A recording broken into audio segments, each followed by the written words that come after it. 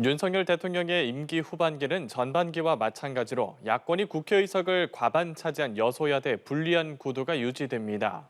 야권이 다수 의석을 앞세워 대여 공세 수위를 끌어올리고 있어 향후 국정 운영을 둘러싼 주변 환경이 녹록지 않아 보입니다. 이다현 기자입니다.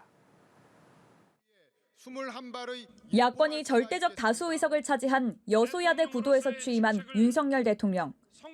지난 4월 총선에서 집권 여당인 국민의힘이 또다시 참패하는 바람에 여소야대 구도로 5년 임기 전체를 보내야 하는 헌정사 첫 대통령이 됐습니다.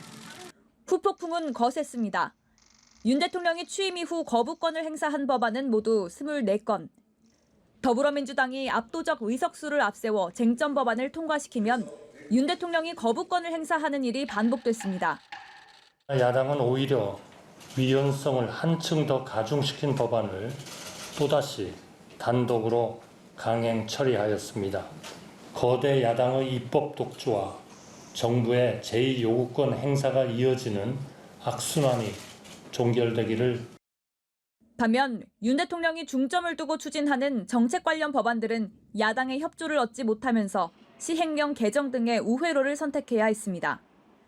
1987년 민주화 이후 대통령이 사상 처음으로 국회 개원식에 불참하고 11년간 이어진 관행을 깨고 국회 예산안 시정연설에 참석하지 않은 것도 이런 현실을 고스란히 보여줍니다.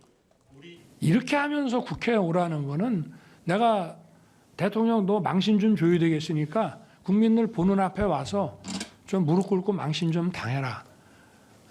이거는 정치를 살리자는 얘기가 아니라 정치를 죽이자는 얘기 아닌가. 윤 대통령 임기 후반부에도 이런 상황이 나아지기는커녕 오히려 더 악화할 것이란 관측이 나옵니다. 당장 민주당은 대통령의 2차례 거부권 행사에도 불구하고 김 여사 특검법의 내용을 더욱 보강해 오는 14일 본회의 처리를 예고한 상태입니다. 민주당은 반드시 특검을 관철하겠습니다. 김건희를 특검하라는 국민의 명령을 이행하겠습니다. 주말마다 거리에서 특검 촉구 장외 집회를 이어가는 것은 물론 야권 일각에서는 임기 단축 개헌이나 하야, 탄핵 같은 주장까지 쏟아내고 있습니다. 여기에다 집권 여당인 국민의힘 한동훈 대표가 일단 윤 대통령 기자회견을 긍정평가하면서도 특별감찰관을 본격 추진하고 있어 당정 간 파열음이 다시 새어나올 가능성이 제기됩니다. 다만 윤 대통령이 기자회견에서 쇄신에 쇄신을 거듭하겠다고 밝힌 만큼 점진적인 국정 쇄신 카드를 통해 후반기 전국 돌파구를 마련할 것이라는 기대도 있습니다.